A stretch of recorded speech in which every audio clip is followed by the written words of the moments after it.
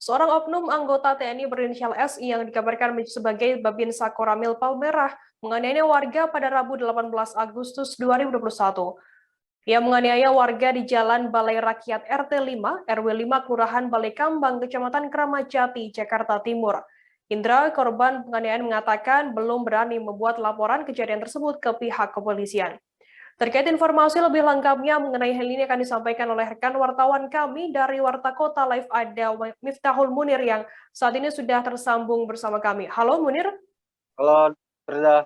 Munir, bisa dijelaskan bagaimana kronologi penganiayaan yang dilakukan oleh anggota TNI ini? Baik, untuk kronologi penganiayaan anggota TNI terhadap seorang warga di Jalan Balai Rakyat RT 5 RW 5 itu berawal ketika anggota TNI, oknum TNI ini melintas menggunakan mobil berwarna putih, kemudian mengklakson di seisi gang karena ia ingin melintas banyak motor ketika itu. Akhirnya pihak warga atau korban ini memindahkan salah satu motor jenis Yamaha Vino. Usai memindahkan motor jenis Yamaha Vino, si korban ini duduk di atas sepeda motor. Kemudian si pelaku ini membuka kaca spion dan menanyakan kepada korban mengenai harga dari narkoba jenis sabu per gramnya berapa.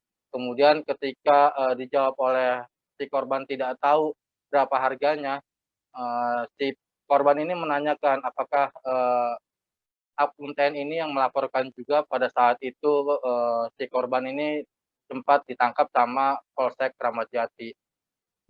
Namun sebelum dijawab, pihak atau oknum TNI ini langsung turun dari mobil dan melakukan penganiayaan karena si korban merasa oknum TNI inilah yang sudah menjadi atau melaporkan dia ke aparat kepolisian Polsek Kramat Jati melalui seseorang yang bernama Ibu Gaga.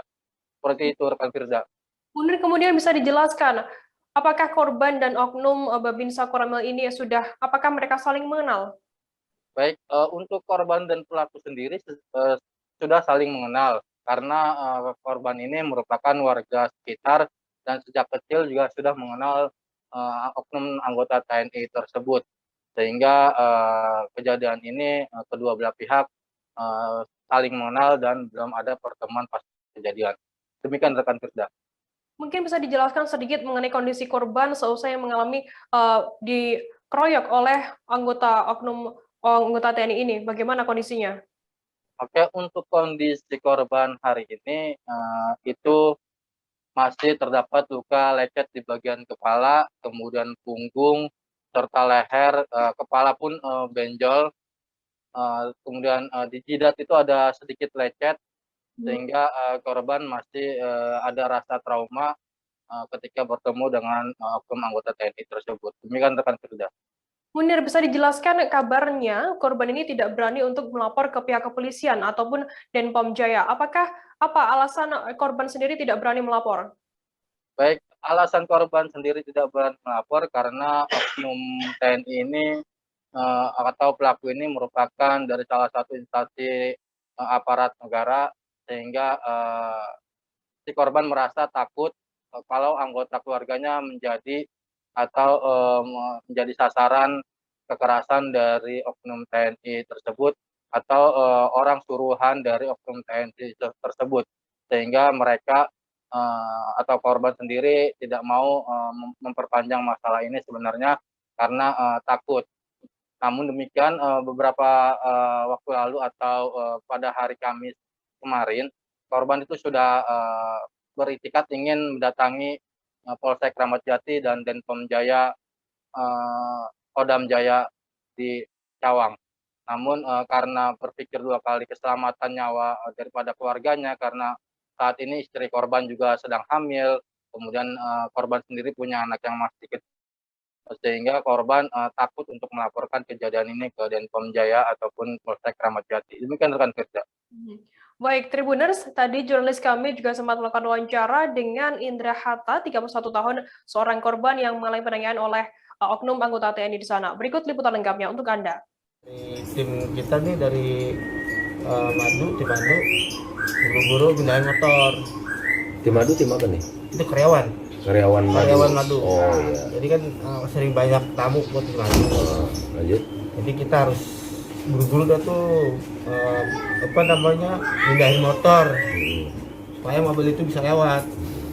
Nah, saya ke bagian motor yang Vino. Iya. Ke bagian motor yang Vino saya pindahin ke gang. Dan itu nggak pakai lama saya pindahin ke gang. Otomatis saya nungguin itu mobil lewat kan, Iya. supaya itu motor saya pindahin lagi. Begitu saya lagi duduk main HP, nggak tahu itu mobil berhenti. Pas berhenti buka kaca, itu langsung manggil saya, nanya ke saya, itu harga harga narkoba gitu Pak. Yang ini berapa sekian harganya gitu.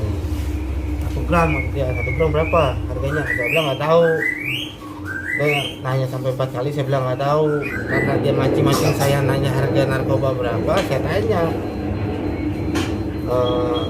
Pak, kemarin Bapak ya yang ngebantu istrinya gagah buat nangkep saya.